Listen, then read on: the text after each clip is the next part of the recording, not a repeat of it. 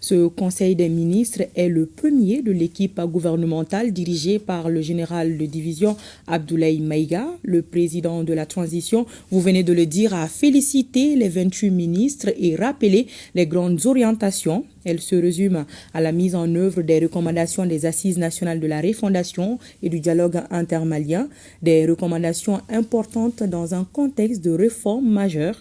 Le reportage de Sira Bachili.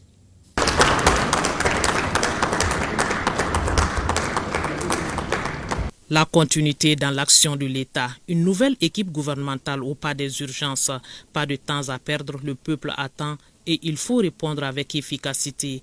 L'équipe Abdoulaye Maïga vient à l'écoute du garant du fonctionnement régulier des pouvoirs publics, le chef de l'État, général d'armée Assimi Goïta. Un premier conseil des ministres pour clarifier la vision de la transition pour le Mali, un rappel pour les habitués et une information de taille pour les tout nouveaux. Le 21 novembre dernier, je vous ai nommé en qualité de Premier ministre, chef de gouvernement. Je tiens à vous adresser mes chaleureuses félicitations pour la confiance placée en vous en raison de vos compétences techniques et de vos qualités humaines. Votre nomination à cette importante fonction intervient dans un contexte de réformes majeures engagées par notre pays. Il me paraît donc essentiel, au moment où vous commencez votre mission, d'en préciser les orientations fondamentales en me fondant sur les attentes légitimes du peuple Mali.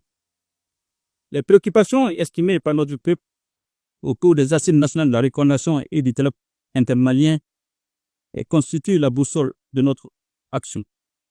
Ces préoccupations et en fait l'objet et recommandations sont relatives essentiellement aux questions de défense et de sécurité, de gouvernance et de développement.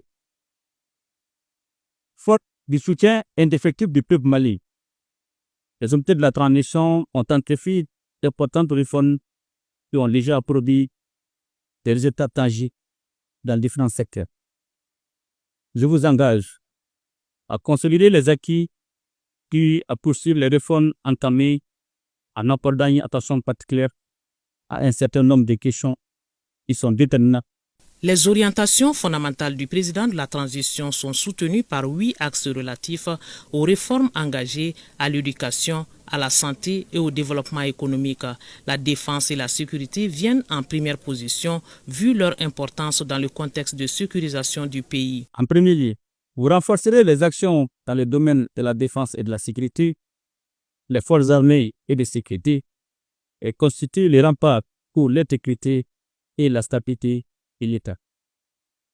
Dans le même temps, la sécurité est le gage pour tout développement et toute vie harmonieuse en société. Les efforts déployés pour renforcer les forces armées et de sécurité en termes d'équipement, de formation et d'amélioration des conditions de vie doivent être poursuivis et intensifiés. Les victoires éclatantes sur les groupes armés terroristes et la reconquête de l'intégrité de notre territoire prouvent à suffisance la pertinence et l'efficacité de notre nouvelle politique de défense.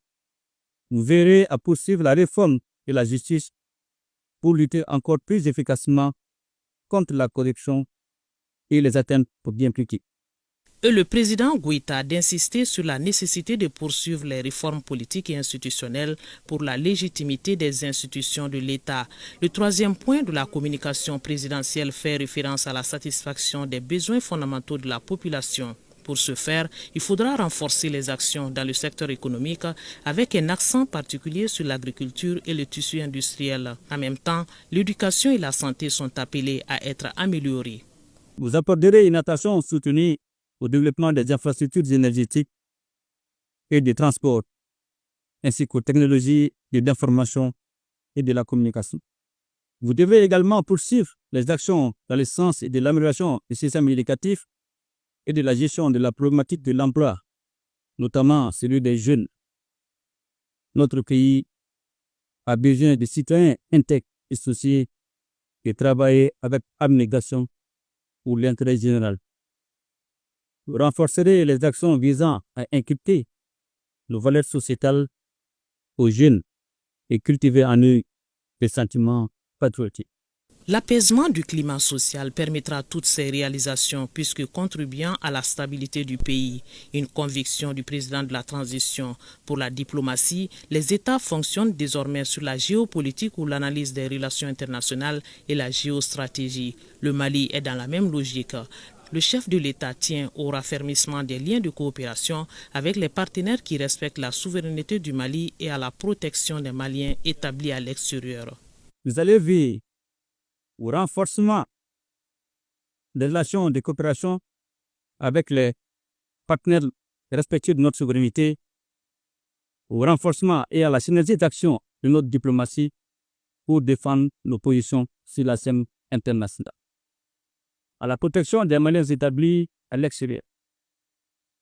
Aujourd'hui, notre peuple a décidé de lier son destin à celui des deux frères du Burkina Faso et du Niger en créant ensemble la Confédération des États du Sahel.